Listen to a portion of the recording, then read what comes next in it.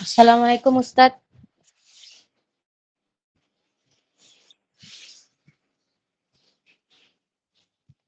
Ya, waalaikumsalam. Silakan dimulai.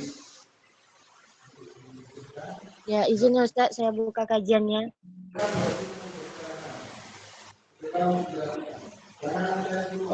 Assalamualaikum warahmatullahi wabarakatuh. Alhamdulillahirabbil alamin.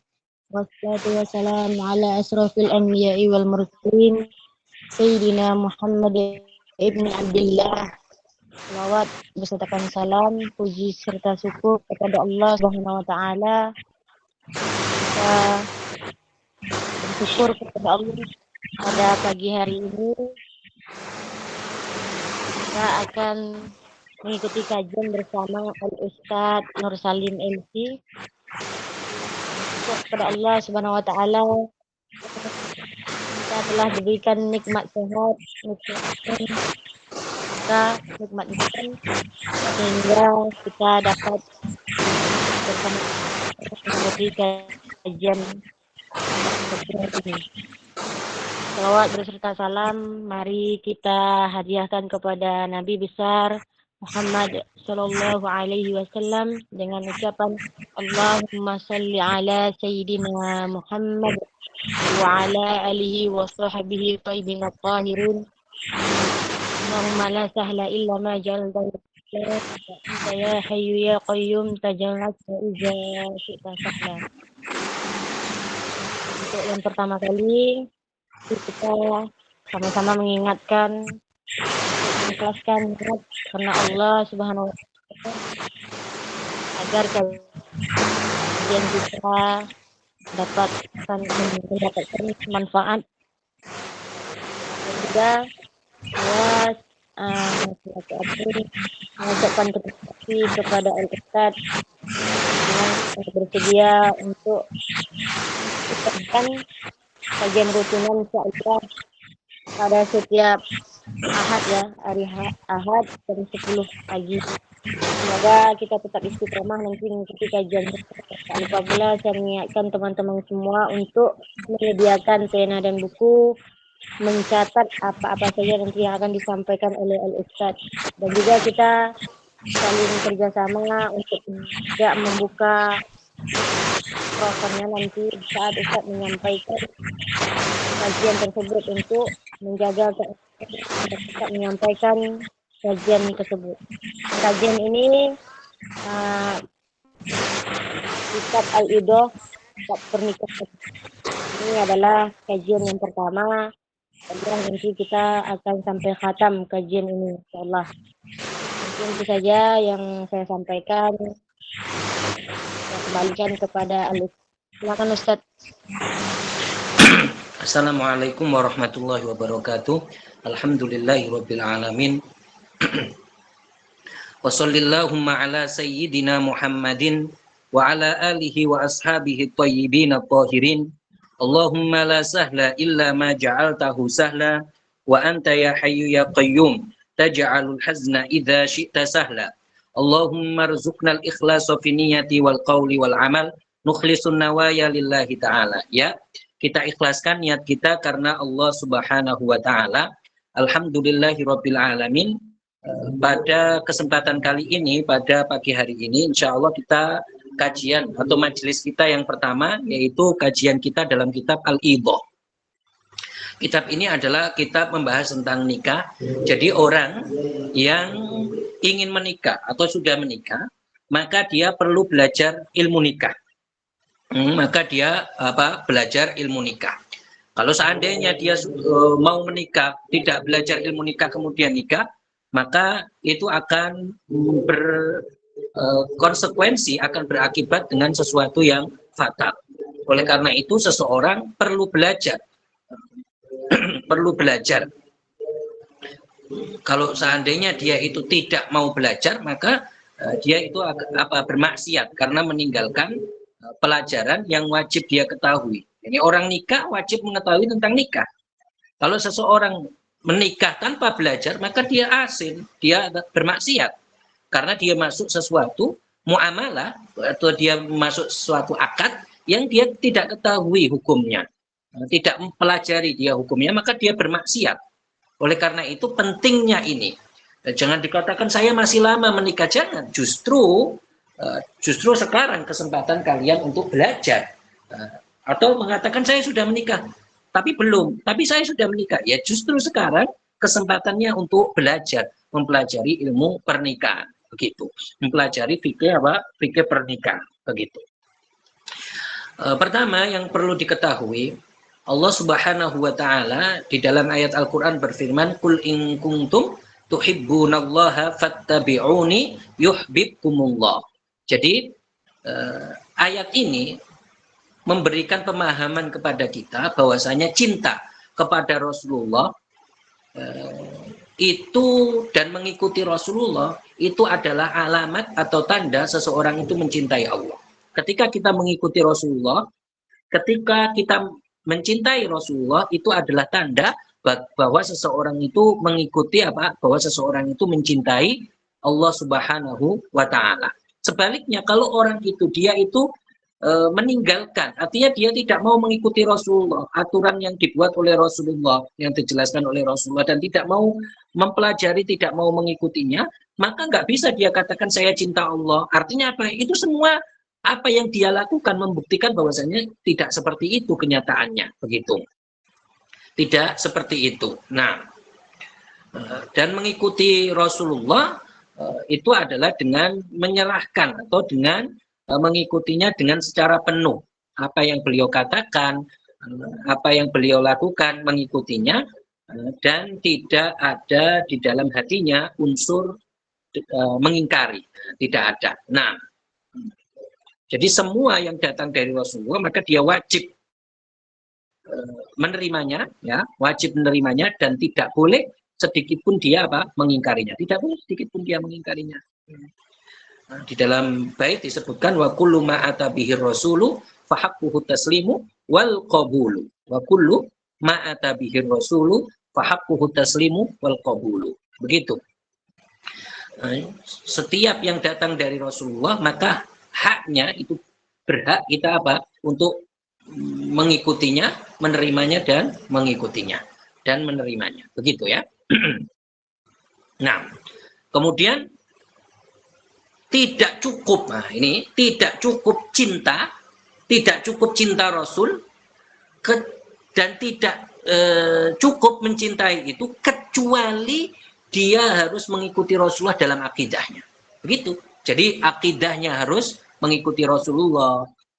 Akidah dasar keimanan harus mengikuti Rasulullah. Ketika seseorang, oh saya mencintai Rasulullah, saya mencintai Allah, tetapi dalam hatinya ada unsur tasbih, dia menyerupakan Allah dengan makhluk. Dia mengatakan misalkan perkataan-perkataan kufur, dia mengatakan Allah tidak adil, dia mengatakan Allah itu buta dan lain sebagainya, maka orang seperti ini tidak diterima cintanya kepada Allah dan Rasulnya, tidak diterima. Nah, jadi mencintai Allah, mencintai Rasul, itu harus dengan apa? Mengikuti akidah Rasulullah.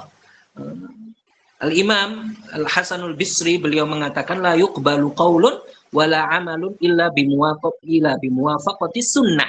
Jadi tidak diterima perkataan, perbuatan, kecuali dia mengikuti apa yang ketentuan sunnah tersebut. Begitu. Nah, terus kewajiban bagi kita adalah belajar.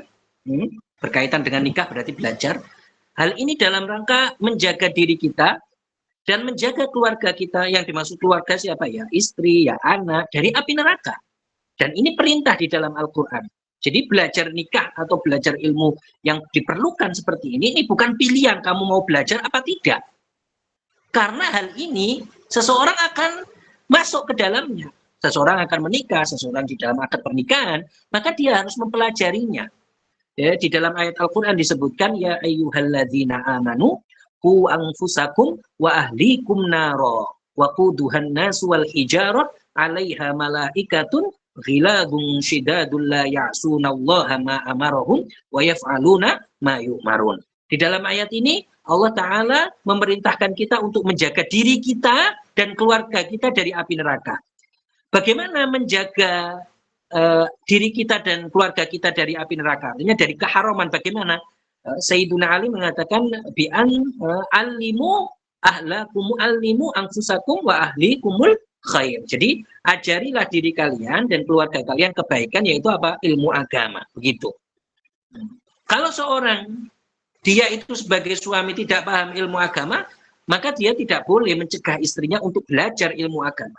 Dia tidak boleh mencegah anaknya untuk belajar ilmu agama. Karena dia tidak mampu. Atau dia mampu, tapi dia nggak punya waktu untuk ngajarin, dia nggak boleh mencegahnya untuk belajar ilmu agama. Bahkan, atau kalau mau dia mendatangkan orang yang mengajarinya ilmu agama. Begitu. Nah.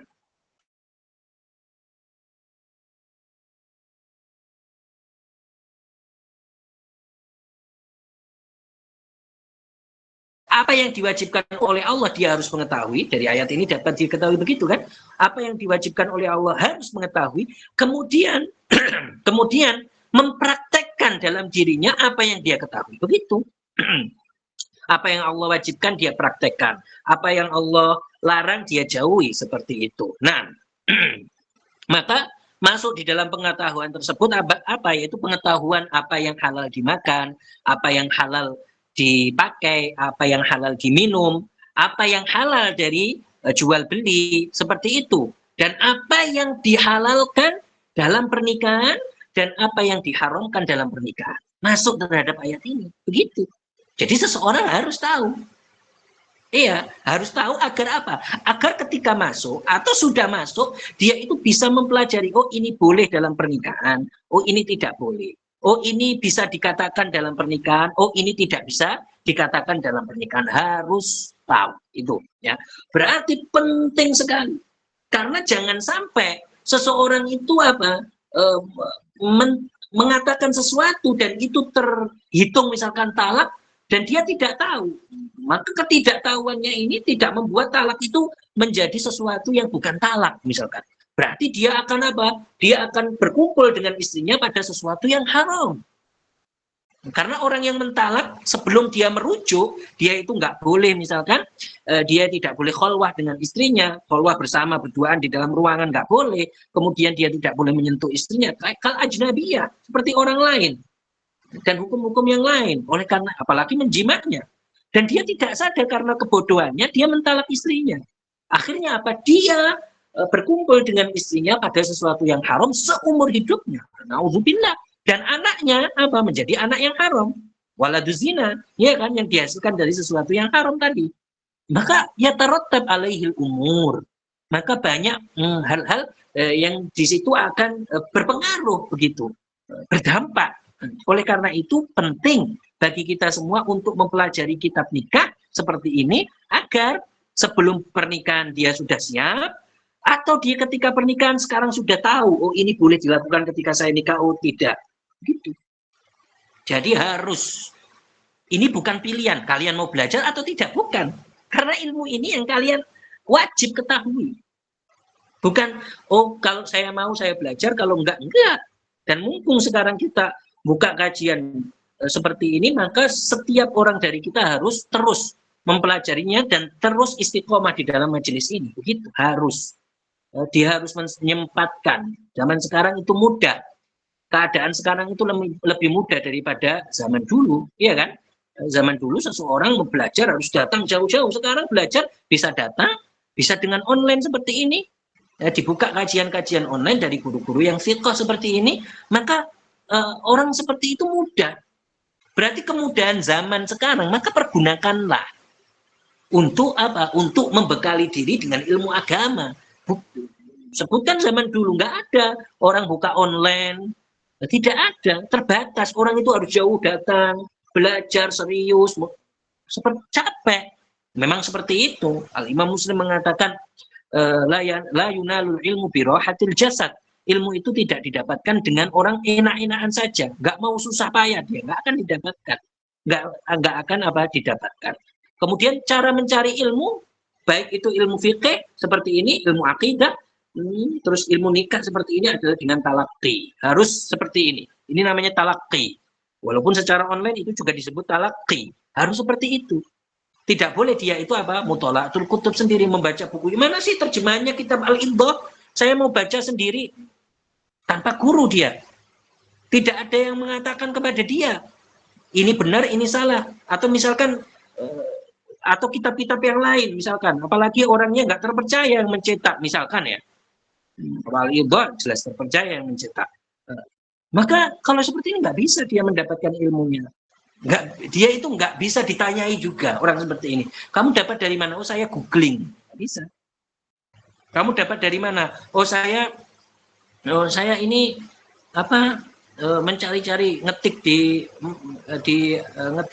media sosial atau ngetik di sekarang di Meta dan lain sebagainya. Nggak bisa, nggak ada pertanggungjawabannya seperti itu. Nggak bisa orang membaca buku sendiri, harus dengan guru. Seorang guru. Nah, masih. Kita memulai bahwasanya musannif rahimahullah mengatakan wan nikahu syar'an aqdun yatadammanu ibahata wat'in bilafdhi inkah. Jadi nikah secara syara, pengertian nikah secara syara itu adalah akad yang terhimpun di dalamnya. Dengan akad tersebut orang itu boleh apa? Boleh menjima, ibah atau wat'in. Jadi dengan akad tersebut orang itu boleh menjima dengan lafadz ingkah, dengan lafadz apa? Ingkah, seperti saya nikahkan kamu, saya terima nikahnya, kan ingkah itu. Dengan lafadz ingkah. Itu artinya pengertian nikah secara apa? Secara syara. Itu pengertian nikah secara apa? Secara syara. Oke? Nikah itu secara syarat seperti itu. Pengertiannya adalah akad yang di dalam akad tersebut orang itu boleh menjima. Kalau tanpa akad tersebut tidak boleh menjima. Kemudian akad itu dengan menggunakan lafadz ingkah, yaitu angkah tukar, qabil tu nikah haha, seperti itu. Itu pengertian nikah secara syarat yang disebutkan di kitab ini. Ada pengertian nikah itu secara bahasa. Apa? Secara bahasa. Secara bahasa, nikah itu ad-dhammu wal jama'. Nikah secara bahasa, itu pengertiannya apa? Ad-dhammu wal jama', yaitu mengumpulkan. Di dalam bahasa Arab disebutkan tanahakatil asjar. Jadi pohon itu saling berhimpitan, saling terkumpul satu dengan yang lainnya. Kita sebut apa dalam bahasa Arab apa? Tanahakatil asjar. Tanahakatil asjar saling berhimpun satu dengan yang lain, saling berhimpitan satu dengan yang lain. Oke. Oleh karena itu, inilah pernikahan ini di dalam bahasa disebut seperti itu. Nikah artinya apa? Saling mengumpul, saling berkumpul, begitu ya. Nah, kemudian kita sebutkan tadi dalam pengertian syaratnya apa? Bilafdhi ingkah, dengan menggunakan lafadz ingkah seperti apa? Angkah tuka, saya nikahkan apa? Kamu. Ya, angkah tuka. Seorang wali mengatakan kepada mempelai laki-laki apa? Angkah tuka, saya nikahkan kamu. Seperti itu. Jadi seorang wali mengatakan kepada mempelai laki-laki angkah tuka. Oleh karena itu kita katakan apa? Bilafdil ingkah, ya, bilafdi ingkah. Atau tazwij. Musannif mengatakan atau dengan lafaz tazwij, menikahkan juga artinya ini. Tazwij. Seperti mengatakan walinya mengatakan apa? Zawwajtuka. Seperti walinya mengatakan apa? Zawwajtuka.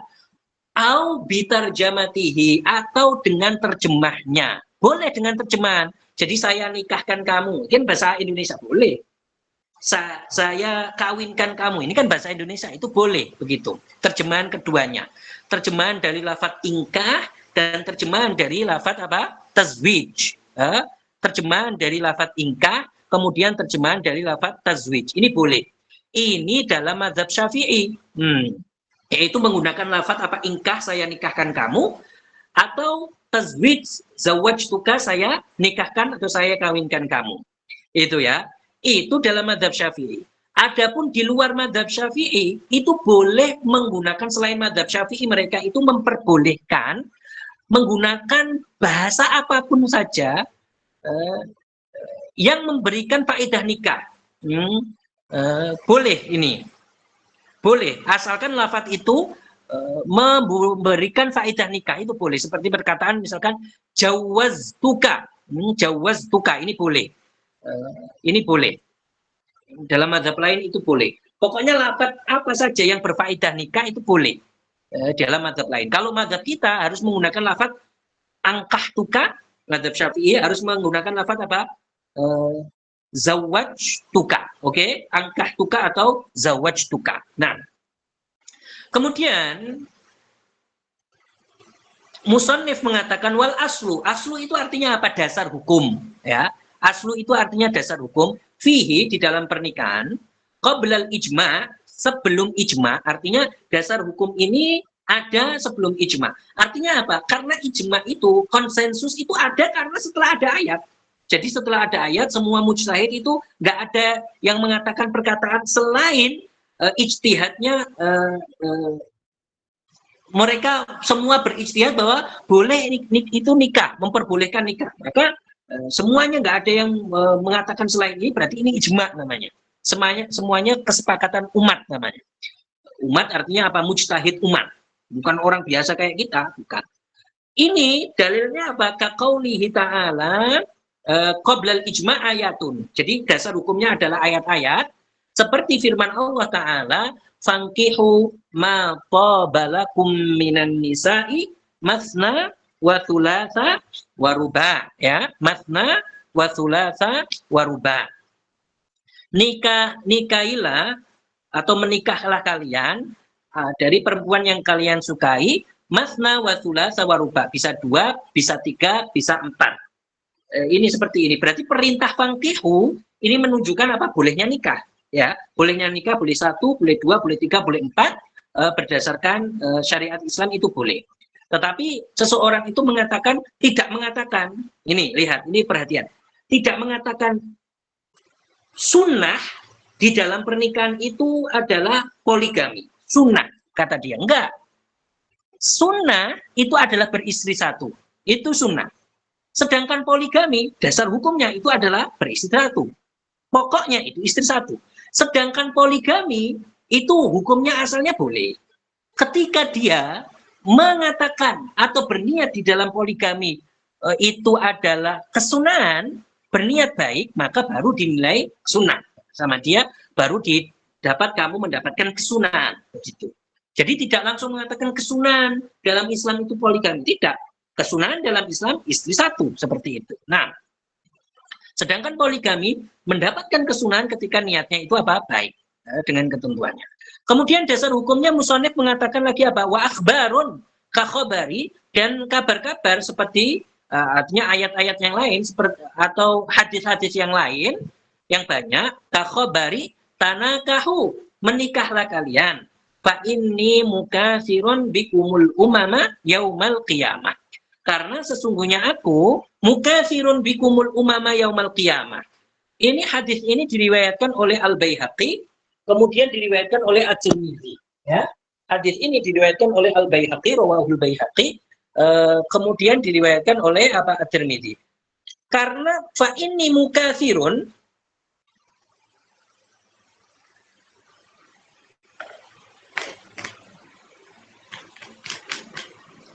perkataan Rasulullah, fa inni mukatsirun bikumul umama yaumal qiyamah, artinya apa? Saya ini berbangga, saya ini membanggakan kepada kalian umat yang banyak di hari kiamat. Karena Nabi Muhammad umatnya yang paling banyak. Oleh karena itu Rasulullah mengatakan tanakahu, kalian menikahlah, begitu. Nah, seperti itu. Dan kita tahu bahwasanya seseorang menikah itu ada di sana maqasidus syariahnya di dalamnya. Yaitu apa? Di dalam disyariatkannya pernikahan itu ada tujuan syariat di dalamnya. Apa itu tujuan syariat? Yaitu pertama, menjaga nasab. Yang kedua, memperbanyak keturunan. Jadi lebih baik memperbanyak keturunan. Artinya seorang menikah itu memang itu maksudnya. Karena Rasulullah mengatakan apa? Fa inni mukatsirun bikumul umama yaumal qiyamah. Jadi tujuan atau maqasid di dalam pernikahan, maksudnya itu adalah menjaga nasab. Seseorang ketika menikah nasabnya jelas. Anaknya ini dinisbatkan kepada bapaknya. Jelas. Berbeda dengan seseorang, misalkan dia tidak menikah tetapi dia berzina. Anaknya ini tidak dinisbatkan pada bapaknya. Kemudian dia tidak jelas nasabnya. Artinya apa? Anaknya tidak dinisbatkan. Gara-gara apa? Gara-gara tidak menikah. Anaknya tidak bisa dikatakan kamu itu anak si fulan Jika dia itu nanti perempuan tidak bisa, bapaknya ini menjadi wali, yang bapak zinanya nggak bisa menjadi wali. Oleh karena itu Islam itu menjaga ini. Islam menjaga keturunannya agar jelas seperti itu. Ini berbanding terbalik dengan misalkan orang-orang Barat misalkan. Mereka itu mencela Islam. Nah, ini kekufuran ini. Mereka mencela Islam. Oh, Islam itu membolehkan nikah 4, membolehkan nikah 2 laki-laki. Dan mereka mencela Islam, kemudian mencela Rasulullah juga. Kemudian mereka mengatakan atau mereka membiarkan keluarga mereka berzina. Bahkan mereka membiarkan istri mereka berzina dengan orang lain dan dia menyaksikan. Nah, ini kekacauan ini tidak ada dalam Islam. Islam itu menjaga seperti ini. Haram orang berzina. Kemudian ketika dia mau menjima, artinya dia harus menikahi. Seperti itu. Jadi tidak main, jadi benar-benar dijaga nasab ini. Kalau mereka enggak, bahkan mereka itu bisa pacaran dan memiliki banyak anak, kemudian baru menikah di akhir. Ini namanya apa? Doya ulam. Ini namanya kekacauan. Seperti ini. Dan bahkan mereka mencela kita. Mereka tidak sadar dirinya itu lebih parah lagi. Mereka memperbolehkan zina, bahkan LGBT, na'udzubillah, itu kan liwat itu. Mereka anggap perkara yang lumrah, terus kemudian mencela Islam yang memperbolehkan seorang laki-laki nikah 1 atau nikah 4. Nggak bisa seperti itu. Kalau seorang muslim keluar dari mulutnya perkataan seperti itu, hukumnya kufur.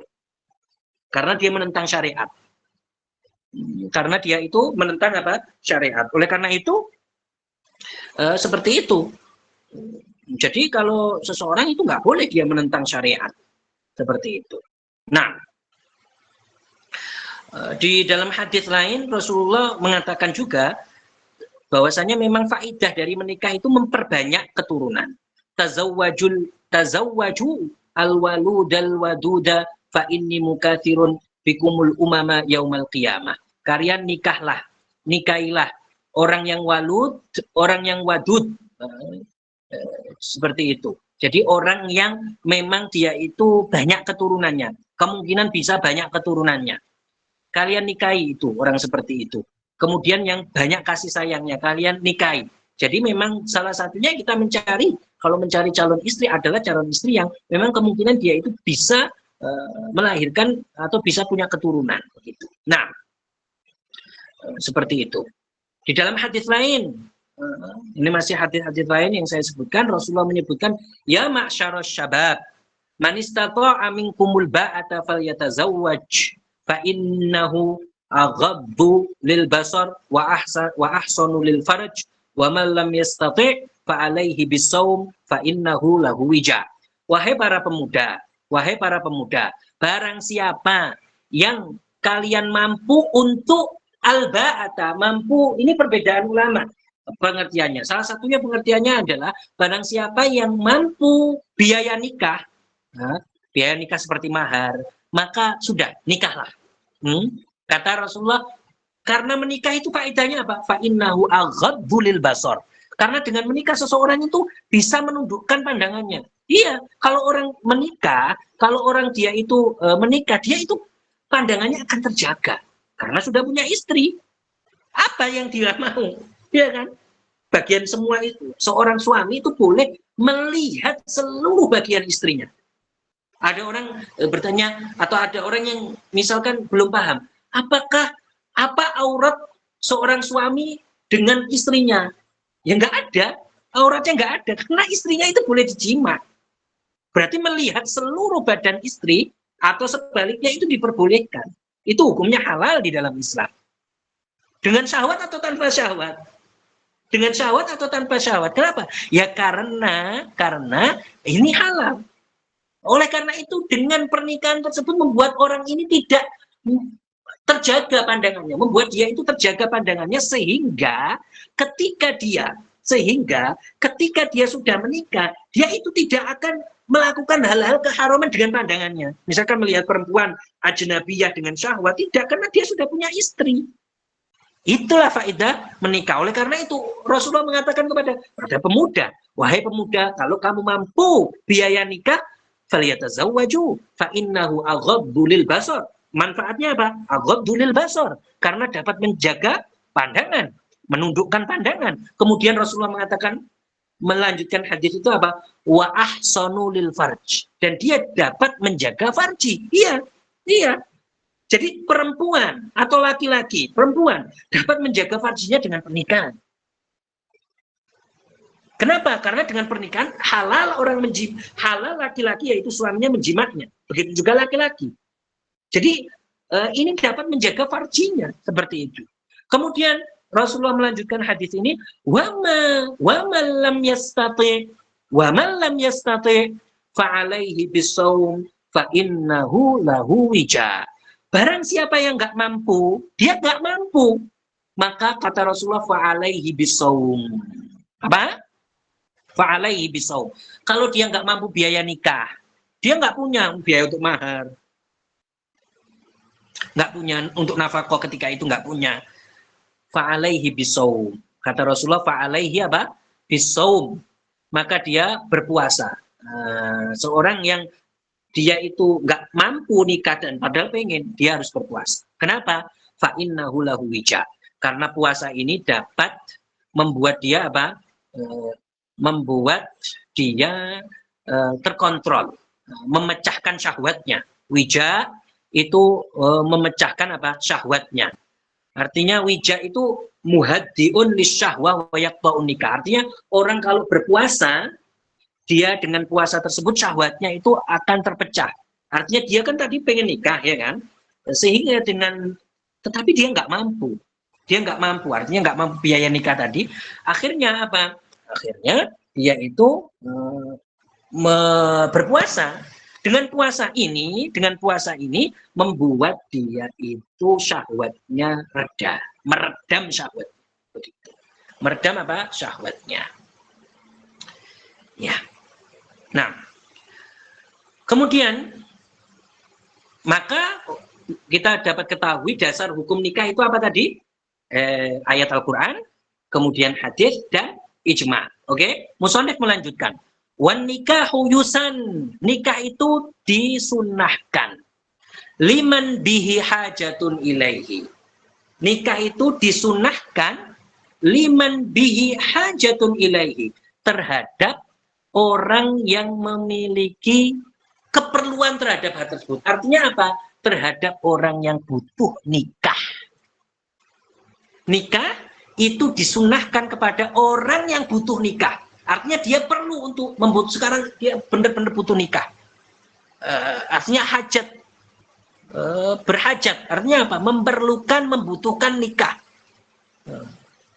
Jadi barang siapa yang memerlukan nikah, butuh nikah. Sekarang kondisinya saya butuh nikah, saya perlu nikah. Maka orang seperti ini disunnahkan untuk menikah. Kemudian musannif mengatakan apa? Tidak hanya orang yang butuh nikah, tapi ada qaid selanjutnya agar disunahkan.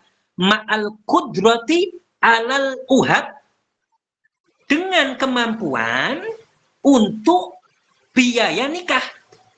Jadi selain dia butuh, selain dia membutuhkan, dia juga mampu biaya nikah.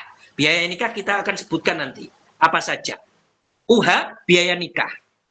Uhab itu kata bahasa Arab jamak dari uhbah. Uhbah itu artinya biaya nikah. Apa itu musannif akan menyebutkan? Jadi selain dia butuh, dia juga mampu. Butuh, mampu, maka kalau sudah butuh dan mampu, maka pernikahan hukumnya apa? Sunnah. Pernikahan baginya hukumnya apa? Sunnah. Dia mau, saya mau nikah. Dan saya mampu, maka sunnah nikah. Hukumnya sunnah. Saya katakan tadi, dia itu mampu biaya nikah, oke? Mampu biaya nikah. Apa itu biaya nikah? Apa itu ubah biaya nikah yang dia harus penuhi? Dia dikatakan mampu. Dia dikatakan mampu jika memenuhi apa saja. Ini disebutkan oleh musannif. Wahwa an yajidas syakhsu, yaitu seseorang mendapati al-mahra, mahar. Artinya dia mampu mahar nikah. maharnya nikah itu dia mampu. Yang dimaksud kemampuan ini, kemampuan mahar nikah yang dimaksud itu adalah mahar nikah yang kontan. Yang kontan dia mampu. Bukan yang dimaksud mahar nikah kemampuan yang kehitung kemampuan itu misalkan saya mampu tapi ya maharnya saya bayar nanti. Ini namanya muajal. Itu berarti dia tidak mampu. Yang dia maksud adalah yang dimaksud mahar, yang kemampuan mahar adalah mahar mampu yang kontan atau seketika itu. Gitu. Dan mahar ini di dalam Islam itu bisa misalkan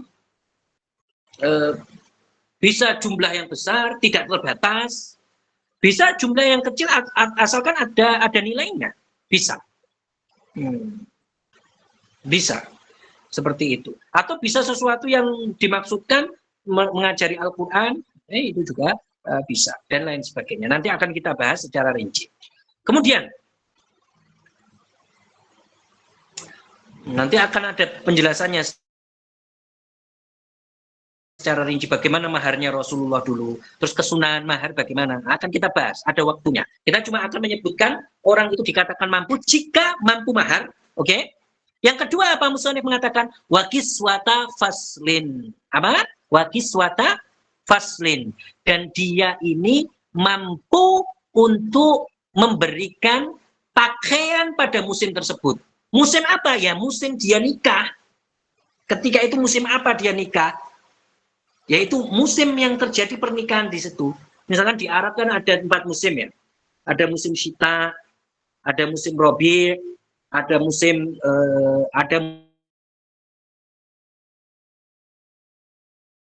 musim gugur, kharif, musim panas, khaif. Kalau dia nikah tergantung musim apa, kan pakaiannya beda. Musim dingin sama musim panas pakaiannya beda. Nah, ketika dia nikah musim dingin, berarti dia harus mampu memberikan pada istrinya pada waktu itu pakaian pernikahan untuk musim dingin. Pakaian pernikahan apa? Untuk musim dingin. Nah, begitu ya. Oke. Kemudian yang atau yang dikatakan dia itu bisa dikatakan dia mampu adalah apa? Yang ketiga, wa nafaqata yaumin nikah, dan nafkah hari pernikahan. Nafkah hari pernikahan. Yang disebut nafkah atau bahasa Arabnya nafaqah, itu artinya adalah makanan pokok. Makanan pokok, yaitu makanan pokok artinya apa? Mayakumu bihil badan. Kalau di Indonesia berarti nasi, beras. Dia mampu memberikan beras ketika hari pernikahan untuk istrinya. Wa idam, lauk dari makanan pokok tersebut. Misalkan lauknya apa? Misalkan, artinya yang dia makan dengan nasi. Kalau dia makanan pokoknya adalah roti, seperti orang-orang Arab makanan pokoknya roti, berarti apa yang dimakan dengan roti tersebut itu namanya idam. Kemudian yang dimaksud nafkah juga adalah tempat tinggal. Yaitu tempat tinggal ketika hari pernikahan itu dia bisa, meskipun nyewa, meskipun ngontrak, meskipun itu tetap dia mampu. Berarti saya mampu Ustadz, tapi yang saya mampu itu adalah rumah sewa. Berarti kamu mampu. Atau yang saya mampu adalah rumah ngontrak, berarti kamu mampu, Kak. Begitu. Dan selainnya, oke? Nah,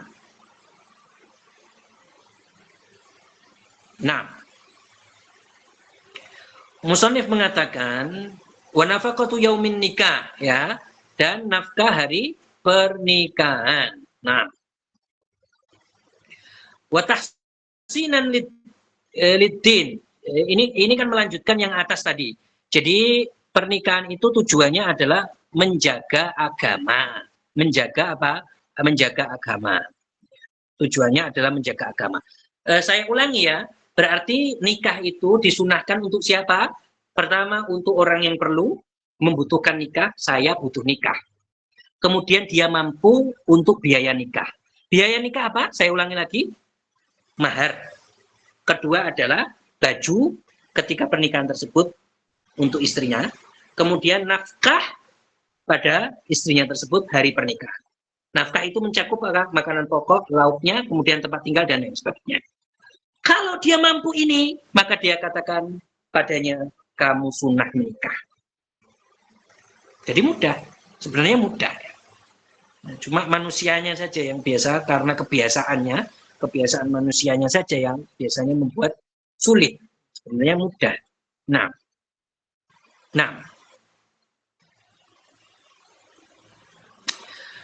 barang siapa yang itu berarti disunahkan kan tadi? Yang disunahkan itu untuk siapa? Seperti itu, ya kan? Yang disunahkan untuk siapa seperti itu? Oke. Sekarang saya akan melanjutkan. Nah, tambahannya adalah kalau dia tidak mampu mahar, terus tidak mampu pakaian pernikahan tersebut ketika hari pernikahan tersebut, kemudian tidak mampu nafkah pada hari pernikahan tersebut. Kalau dia mampu, kita katakan apa? Sunnah, ya kan? Sunnah menikah. Jadi kalau dia mampu, semua itu tadi kita katakan apa? Sunnah menikah. Sunnah menikah ini, kamu sunnah menikah ya, karena kamu mampu itu tadi. Kamu mampu dan kamu ingin. Kesunahan ini walaupun sama saja, dia itu sibuk beribadah atau tidak. Jadi saya ini khusyuk ibadah, tetap sunnah kamu nikah. Karena kamu pengen nikah dan kamu bukan pengen, butuh nikah, kamu butuh nikah, terus kemudian kamu itu mampu nikah, ya. Maka kalau seperti ini, maka dia itu sunnah nikah, sama saja keadaannya. Baik dia itu orang yang sibuk beribadah, saya setiap hari itu sholat terus, beribadah terus, belajar terus, saya nggak punya waktu, tetap dikatakan bagi dia kamu sunnah nikah. Nah, tetap dikatakan bagi dia apa? Kamu sunnah apa? Menikah. Tetap dikatakan bagi dia kamu sunnah menikah. Kenapa? Karena seperti ini menjaga agamanya. Nah, adapun kebalikannya, kalau orang nggak mampu biaya nikah,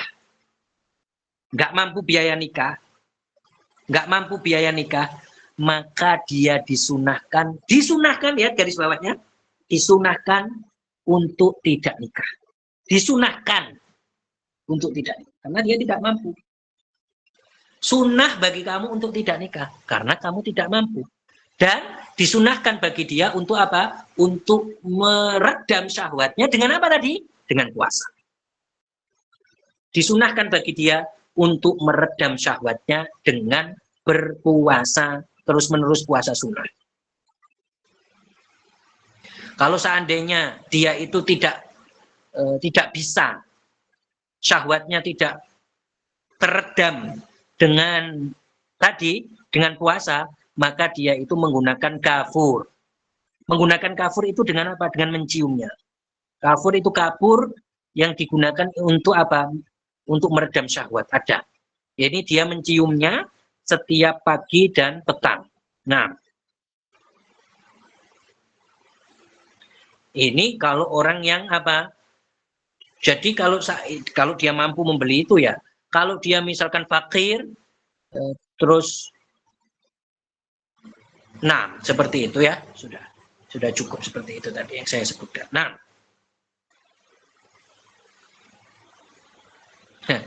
kemudian kalau seandainya ini sudah paham ya, yang pengen nikah, butuh nikah, mampu sunnah.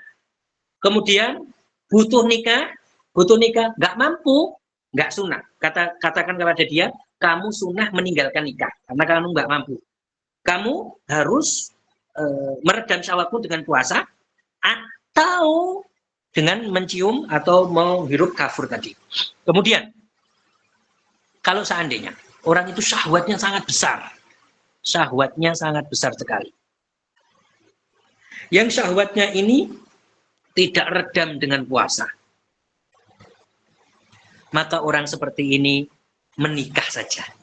Solusinya ya udah kamu nikah saja, walaupun kamu tidak mampu mendapati hal-hal yang kita sebutkan, walaupun tidak sunnah bagimu, kamu menikah saja. Iya, karena itu lebih aman bagi dia. Karena puasa tidak Karena puasa tidak memberikan efek bagi dia, tidak bisa meredam syahwatnya.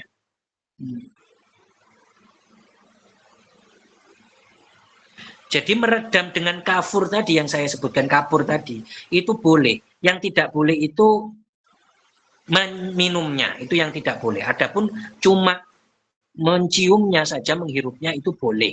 Hal itu boleh. Nah, ya seperti itu. Ya saya kira cukup.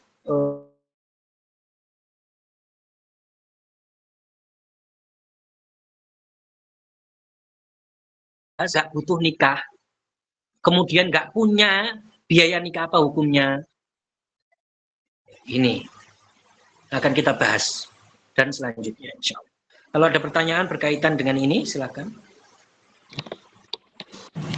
Saya Ustadz, nanya Ustadz. Ya. Ya, untuk masalah ta'aruf, kan dalam Islam itu sebenarnya yang benar itu gimana ya Ustadz? Karena saya dapat banyak pendapat apa boleh ketemu atau boleh tidak untuk melihat calonnya. Itu yang benar dalam Islam itu ta'aruf gimana Ustadz? Ya. Nanti ada pembahasannya, tapi nggak apa-apa. Saya singgung dulu. Pertama yang diperbolehkan dalam Islam adalah nazar, melihat. Ini bentuk ta'aruf itu seperti itu. Jadi orang yang mau menikah datang ke rumahnya, bertemu dengan dia, ingat tanpa pelwah, tidak berduaan, ada orang lain. Bertemu, melihat wajahnya. Yang boleh dilihat wajahnya, kedua telapak tangannya. Selainnya nggak boleh. Kalau dia mau melihat lebih, dia menyuruh ibunya untuk melihatkannya untuknya. Misalkan dia mau melihat rambutnya, nanti ibunya yang mensifati, oh rambutnya keriting, oh kulitnya seperti ini, nggak apa-apa. Misalkan rambutnya lagi, tapi ibunya yang melihat, bukan dia. Ini namanya ta'aruf dalam Islam. Kemudian setelah itu boleh dia mengenal. Mengenal itu artinya apa? Ya, perbincangan secara mubah. Perbincangan secara mubah, bukan perbincangan yang mengarah kepada syahwat. Haram perbincangan mengarah kepada syahwat. Apapun namanya, meskipun dinamakan ta'aruf, haram. Perbincangan boleh dengan mubah. Perbincangan artinya ya membahas sesuatu yang perlu saja. Ya, perbincangan yang mubah yang tidak mengandung syahwat, itu boleh. Kemudian selanjutnya adalah khitbah. Proses selanjutnya adalah khitbah. Ini khitbah adalah artinya saya mau menikah ini. Ini secara tasrih. Maka yang berhak menerima adalah kalau dia punya wali mujbir adalah ayahnya atau kakeknya. Kalau dia tidak memiliki wali mujbir berarti ayahnya, kakeknya, dan dia. Begitu. Seperti itu. Kalau sudah diterima, maka tidak boleh orang lain melamar dia. Tidak boleh orang lain melamar dia. Selanjutnya akan ada proses pernikahan. Itu namanya ta'aruf dalam Islam. Bukan orang itu mengenal, kemudian mengenal tidak ada tujuannya, tetapi dia hanya cuma melontarkan perkataan-perkataan yang bahkan mengandung kesyahwat, haram. Ya. Ya, baik, terima kasih. Memiliki sesuatu yang bukan mahram, haram. Tapi saya katakan melihat wajah, dua telapak tangan, bukan memegang, haram. Nah, ya. Pertanyaan selanjutnya. Syukran. Ustaz, mau bertanya Ustaz. Ya. Yang pertama tadi mengenai hadis bahwasanya Rasulullah SAW memerintahkan kita untuk memperbanyak keturunan, kan begitu Ustaz. Benar. Jadi sekarang kan ada fenomena vasektomi yang diwajibkan oleh pemerintah setempat. Itu hukumnya gimana Ustaz? Baru yang kedua, masalah kafur tadi boleh dijelaskan lebih detail Ustaz. Kafur tadi Ustaz. Ya. Pertama, kalian mendengar suara saya? Dengar Ustaz. Ya, Ustaz. Ya. Yang bagus itu adalah memperbanyak anak. Bagus. Tetapi ketika seseorang mau mengatur kehamilan, artinya, oh saya mau ya insya Allah saya punya 3 anak saja, saya atur kehamilan, ini boleh, hukumnya boleh seperti ini, mengatur seperti ini boleh, tapi dengan cara yang boleh. Apa cara yang boleh? Seperti apa? Meminum kapsul yang dikenal dengan KB atau dengan suntik. Kalau dengan cara operasi seperti tadi yang disebutkan vasektomi dan lain sebagainya dengan memotongnya dari zakarnya laki-laki sesuatu sehingga sudah otomatis dia tidak akan selama hidupnya tidak akan membuai, ini hukumnya haram. Tidak boleh. Ini tidak boleh. Mengatur itu boleh. Dengan cara apa ya tadi? Di zaman sahabat ada seperti itu. Mereka menggunakan namanya azl. Azl itu mengeluarkan mani di luar. Itu boleh. Mereka gunakan itu. Dan zaman sekarang, kalau orang mau mengatur seperti itu, boleh. Tetapi asalkan dengan cara yang seperti apa? Meminum pupuk atau memakai penghalang. Boleh. Atau dia itu menyuntik, disuntik. Itu juga boleh. Seperti itu diperbolehkan dalam Islam. Kemudian kapur itu adalah sesuatu tumbuhan yang bisa berbentuk minyak atau dedaunan, itu namanya kapur. Yang kemungkinan besar itu digunakan kapur pada zaman sekarang dan ini dihirup. Itu bisa meredakan sakit. Ya. Ya, pertanyaan terakhir silakan.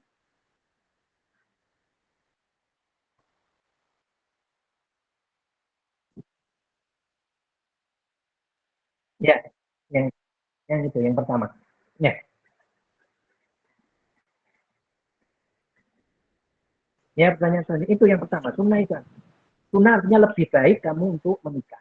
Artinya apa? Artinya bagi kamu itu kalau menikah mendapatkan pahala, kalau tidak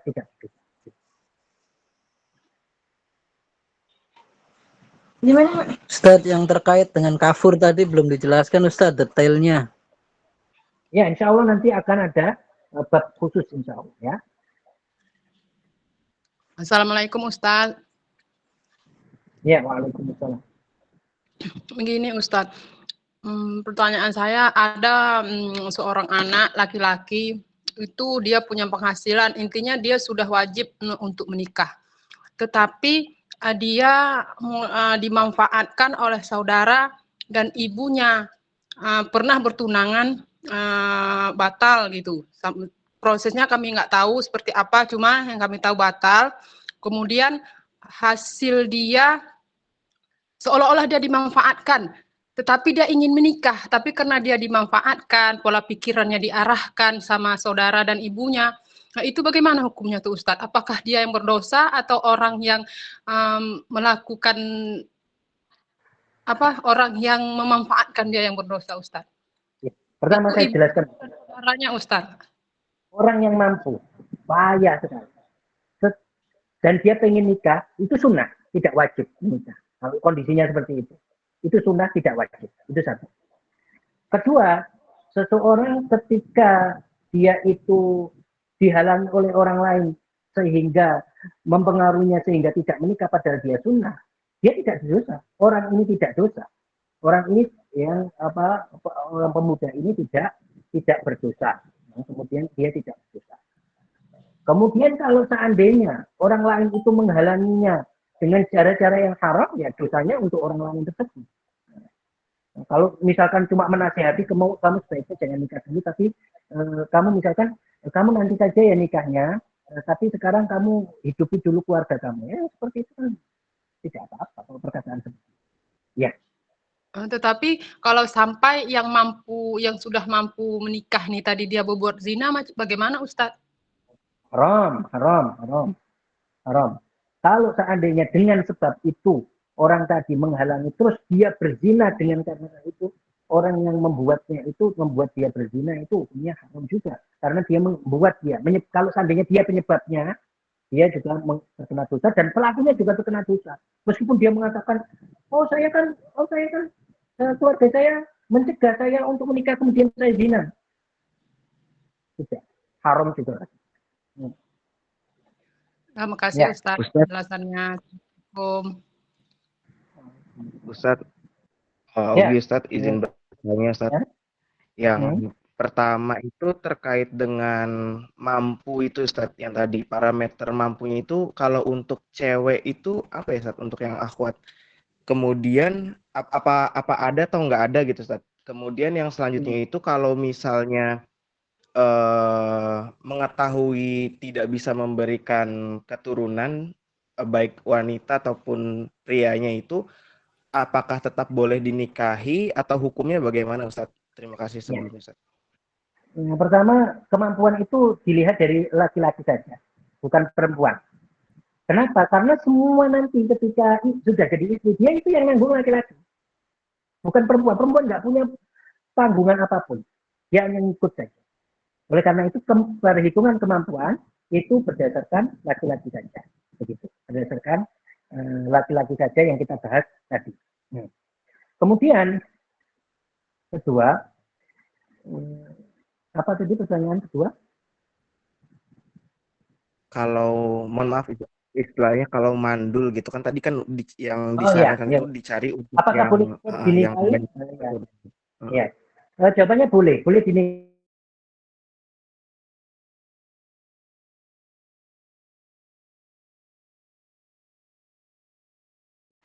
Terima kasih Ustaz. Ya, saya kira cukup ya teman-teman. Insya Allah kita akan lanjutkan minggu depan dan kalian harus istiqomah karena masih banyak dari hal-hal pernikahan yang perlu untuk diketahui dan wajib bagi seseorang mengetahui hal pokoknya.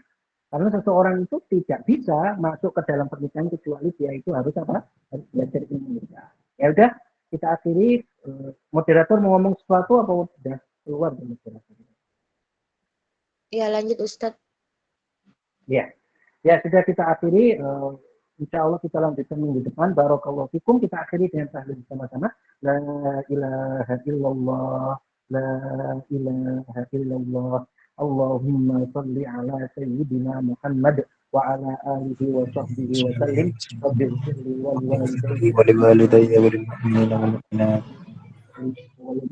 wal mu'minat. Walhamdulillahi rabbil alamin. Barakallahu fikum. Assalamualaikum warahmatullahi wabarakatuh. Waalaikumsalam warahmatullahi wabarakatuh.